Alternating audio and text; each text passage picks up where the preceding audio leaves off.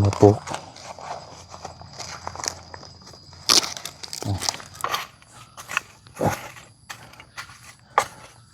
พุ่นสิบ่ตายแล้วมั้งพี่น้องเนาะ2-3 มื้อจังหด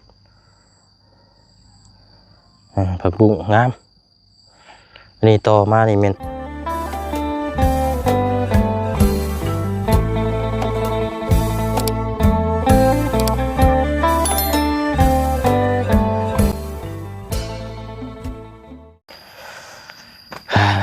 พี่น้องเนาะมาต่อกันอยู่เฮือนหลังจากมาแต่เยี่ยมยามทั้งเขตบ่าวตะโลเนาะที่พี่น้องให้ FC ให้ไปเยี่ยมไปยามวันนี้ก็มาติดตามเบิ่งนำกันอีกพี่น้องเนาะสำหรับทางสวนพักเพราะว่าเราได้กินลือไปแล้วพี่น้องชุดหนึ่งผักบุ้งมีอยู่2 นานเพราะฉะนั้นก็ถอนออกไปแล้วกินนี่พี่น้องเดืออยู่น้อยนึงจะเอาเมื่อบ้านแล้วก็บ้านพักเกี่ยวกับผักหมแล้วก็ผักบุ้งอีกพี่น้องอยู่นานสุดท้ายพุ่นเพราะว่าขึ้นมาล่าสุดเนี่ยเพราะฉะนั้นซื้อขึ้นมาอีกถุงนึงปลูกผักบุ้งอยู่นานสุดพี่น้องเนาะเดี๋ยวจังเบิ่งน้ำกันพอเฮ็ดช่วงเวลาบ้างเลยพี่น้องเพราะฉะนั้นกลับเข้ามาบ้านแต่เว้นแล้วกับมาเฮ็ดแล้วก็ตัดไม้ไผ่มายังมาเฮ็ดคอกไว้พอจักสิเอาอย่างนะคือว่าวก่อนหน้าถ้าว่าอยากได้ดินบล็อกนี่ถ้าดินบล็อกนี่มันสิสูงแล้วก็มันสิเป็นฐานดินมันบ่เจินนะมันจังสิงามนะพี่น้องก็เลยคิดเห็นแต่ไม้ไผ่ก็เลยเอาไม้ไผ่อ้ายเพิ่นมาตอก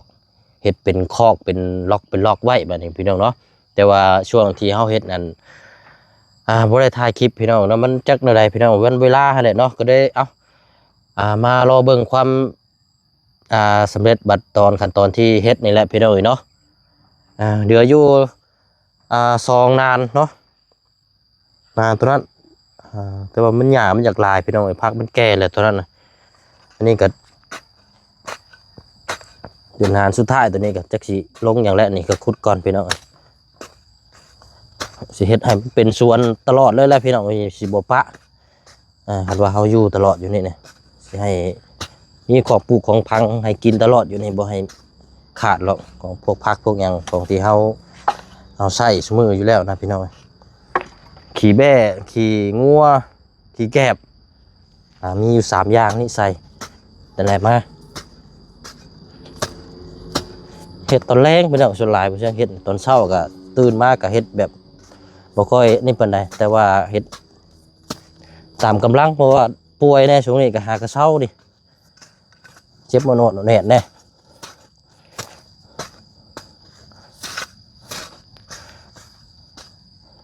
ทางเฮาอยู่แล้วอยู่บ้านเพิ่นแล้วเฮาดูแลสวนเพิ่นนะพี่น้องเนาะแต่ว่ายอมพี่น้องหญ้า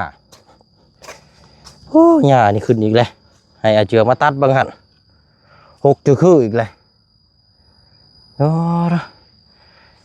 อาแป๊บเดียวพี่น้องหญ้านี่ถือว่าไว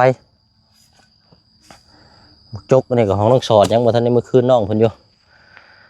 โอ้ยเด้อพี่น้อง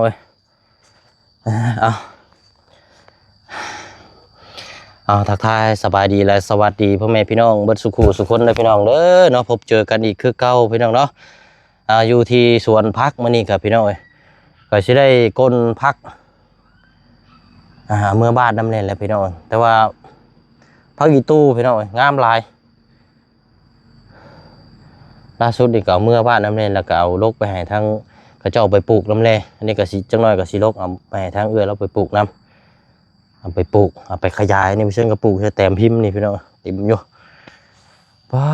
ยังบ่ทันได้กินข้าวพี่น้องจังน้อยก่อนเบรกตัวนี้แล้วก็จักสิให้ไผแล้วมามาหดน้ำพี่น้องเพราะว่าพักนี่กำลังเริ่มงามเมื่อกะสิ2-3 มื้อคือเก่าแล้วแต่ว่าเบิ่งฟ้าฝนอากาศนี่คันว่ามันตกยามเช้ายามแรงสินี่บ่เป็นหยังพี่น้องบ่ฮดก็ได้อาจจะนั่นอยู่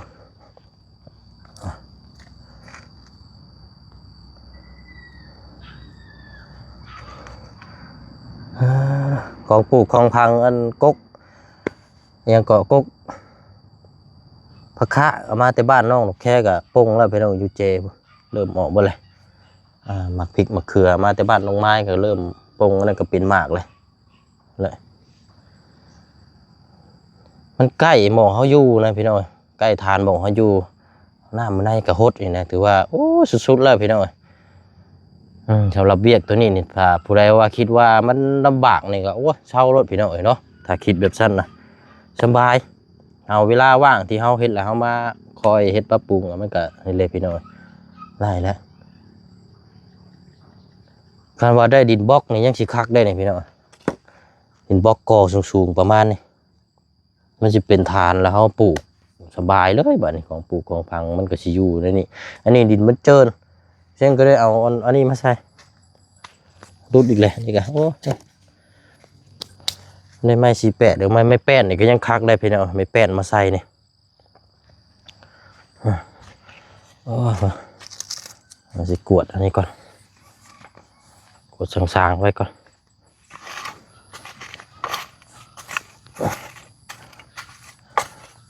ฝนตกโดนหญ้าขึ้นลายแล้วก็บวกกับมันหญ้ากระโปงไว้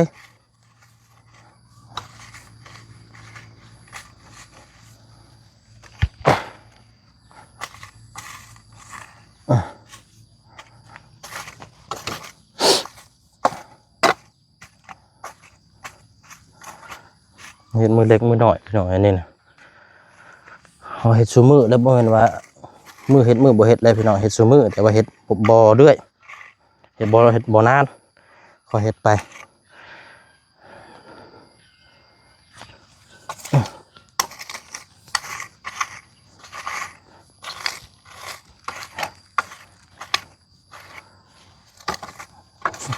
เอาใส่ขันเนี่ยคอยสางๆไปอันนี้สำหรับทางพี่น้องปลาลุงมักเกี่ยวกับเกษตรได้พี่น้อยเนาะมักทางนี้ก็ติดตามเบิ่งทางนี้พี่น้อยเกี่ยวกับปลูกพังเนาะ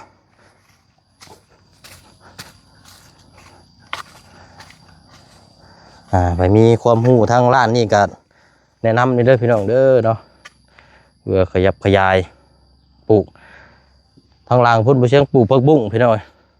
มันงามเลยสิลกเอาไปขายเพราะได้ค่าอันนี้ค่าน้ำประปากันสิว่ากันลกไปตามมันห้านข้าเจ้าอะไรพี่น้องห้านขายพือขายตำเนาะโอ้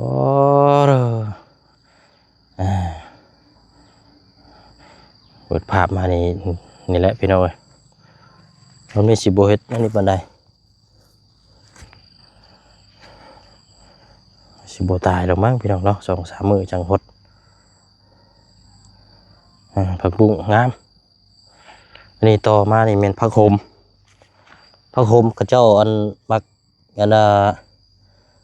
กินกับชิ้นลาดหรือว่าหมูกระทะอันนี้พี่น้องถือมันงามขึ้นมานี่ก็มัดเลยพี่น้องเนาะมัดเป็นจุกส่งตามห้านตามอย่างนี้ก็ได้นี่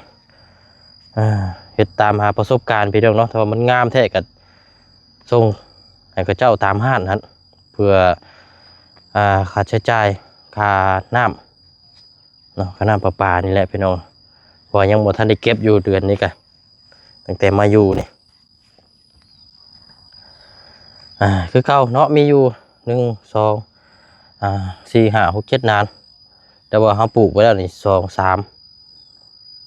มีแกนอันนี้น้ำแกนผักเสียนน้ำผักเสียนผักเสียนเอามาปลูกพี่น้องแกนผักเสียนแล้วก็แต่ว่ามันยังบ่ทันได้ปลูกอยู่เดี๋ยวสิหาผักบัวมาปลูกอยู่แต่ว่านี่มันตัวนี้อันนี้กับผักอันนั้นคือกันตัวนี้อันที่เขาเจ้ากินกับผักหมูกระทะบ่อย่างสักอย่างนี่แหละพี่น้องฉันก็เห็นว่าส่วนหลายเขาเจ้าสีนิยมแบบนี้ก็ได้เอาตัวนี้มาวาดผักหอมผักบัวตัวนี้แหวเถาเวลาไปหน่อยตามการเวลาผักไม่รักเนาะแถวริมนี่ปลูกติดไปเลยเชียร์หญ้าออกไปหกอีกเลยผักขะแยงว่าเป็นเปียง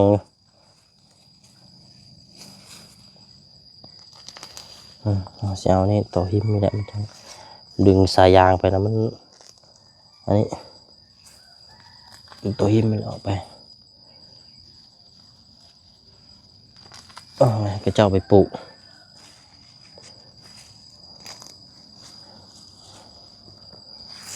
งามดีพี่น้องเป็นเปียงเจ้ามากินเนาะก็ต้มก็ปุ่นก็ปาดว่าได้นี่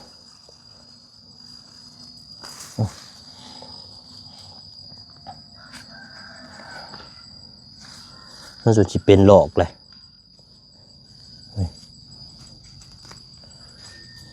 ตัวหิมนี่ก่อนเพราะว่ามันใส่ยางมันดึงไปดึงมาแล้วมันจะตายพี่น้องตัวนี้ไปก่อน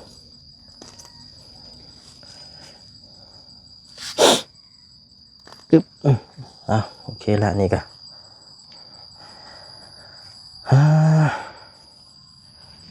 เดี๋ยวเอานี่ก่อนไปตองกล้วยห่อก่อน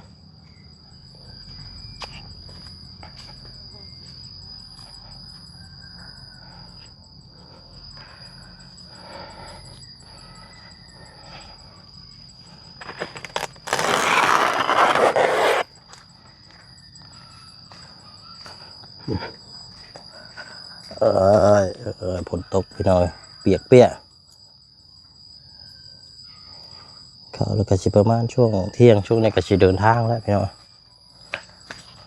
ถามทั้งมาบุญโยนี่ยิ่งกระเจ้าว่าสิมาเค้นเบื้องรถหลังจากสีจักมุ้งพี่น้องนัดหมายไว้อย่างเมื่อเบื้องรถนี่แน่ว่าขี่ไปรถมันหลังกึดนะพี่น้อยโอ้บุญวนไม่ตองก็ได้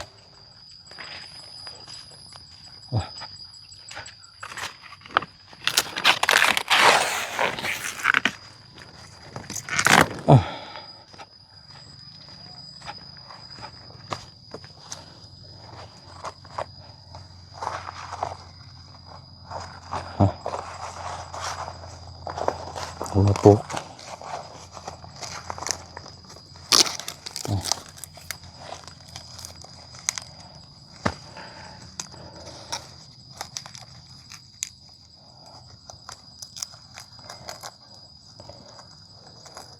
หวานง่ายปลูก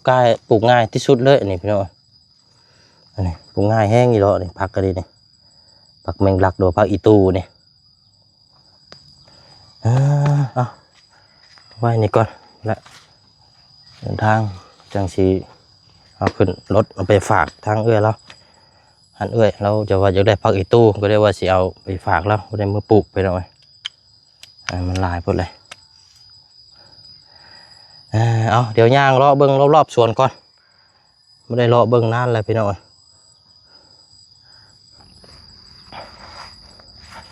ปลูกไว้ดีเนี่ยปลูกดี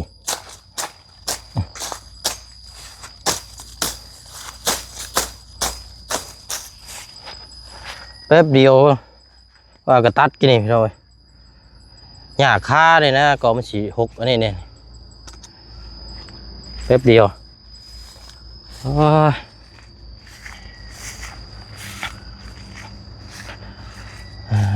ย่างรอเบิ่งมากล้วยสุกก่อนมีอยู่ป่ะ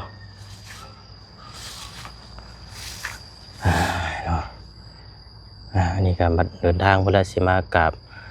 บอกทั้งปูตู้ไม่ตู้ก่อนเนาะพี่น้องเนาะปูไปย้ายก่อนจังเดินทางตั้งวันขึ้นมารอบหน้าพี่น้องนั่นก็สิได้ตัดคือเก่าแหละมันหกเลยยุงกระลายตัวแรงมันโอ้ยุงลายพี่น้องนี่มันตัดในซียูได้ป่ะพี่น้องยุงแต่กรุบครบ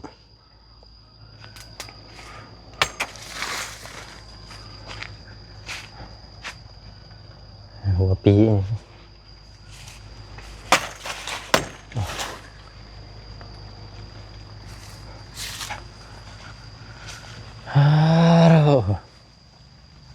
มีอยู่แต่ว่ายังบ่ทันแก่นี่ก็เจ้าไทยเบิ่งเลยเนาะป๊อดดื่มมากเลยพี่น้องปลูกมันเดี๋ยวว่ากองปลูกของพังเนาะสนุกสบายได้นี่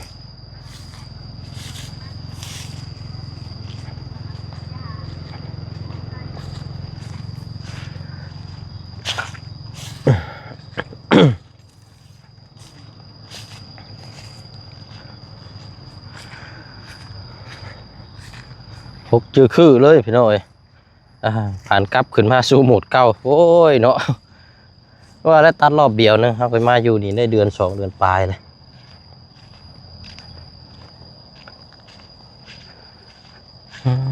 ต้องตัดเนาะมันจังเป็นคืบมันนี่ก็คืบฟ้าคืบฝนอีกคือเก่า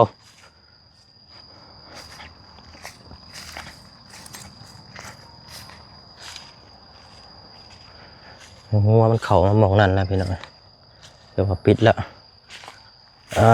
มาเพิ่งบังหัดก่อนชุกแล้ววะบังหัดแบบนี้โอ้ยเนาะ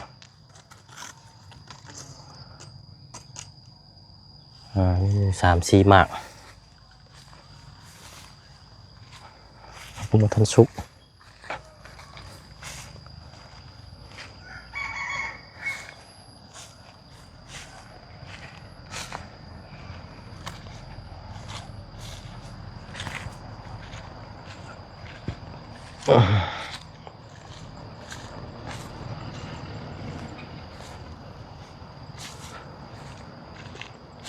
ไม่จนภัย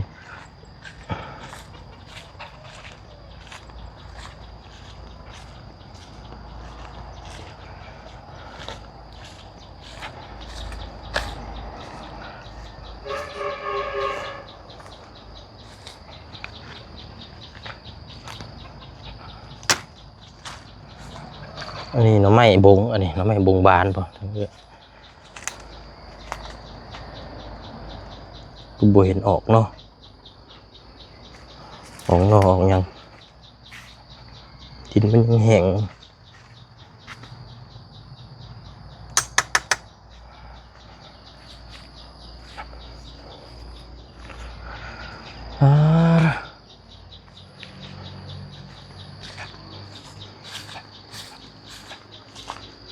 โอ้มาเบิ่งนี่มึงมีจุดใหญ่สุกเลยนี่อันนี้กกบักต้องอันนี้เนาะซองเบิ่งหมากบ่มีแต่ใบ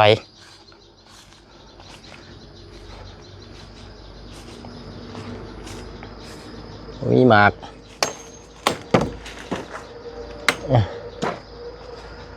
ไงก่อนมันหกไปหน่อยเตย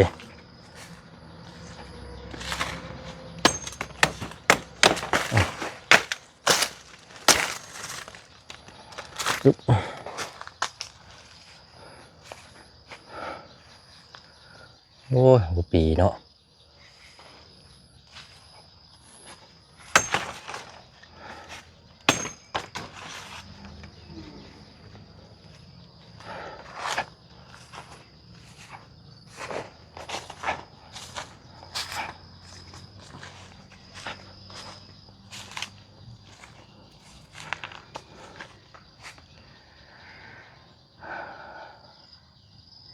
เมื่อนั้นทางเพิ่นมาแล้วเพิ่นมาจูดกองขี้เหงื่อให้อยู่นี่พี่น้องเมื่อน่ะ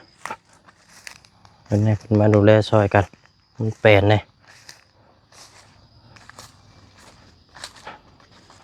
มันก็เป็นกอไผ่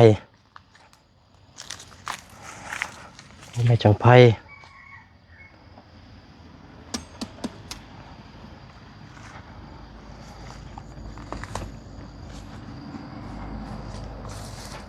หกให้จังน้อยพี่น้องโอ้ย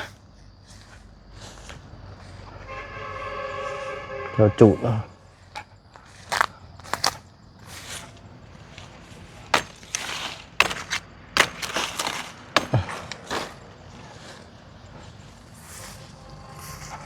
อ้ยคนมีงัวนี่สบายแล้วนี่พี่น้องกินนี่ตุ้ยได้นี่ตุ้ยพี่แล้วงัวนี่ปลูกไงแล้วแหละ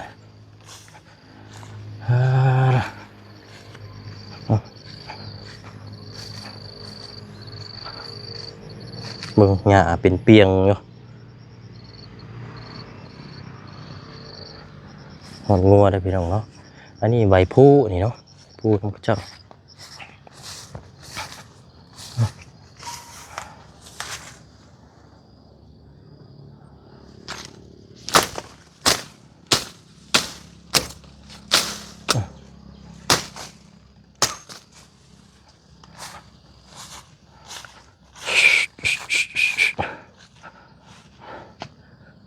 โอ้ยเดี๋ยวสิเด็ดเอายอดอันนี้ไปลวกก่อนพี่น้อย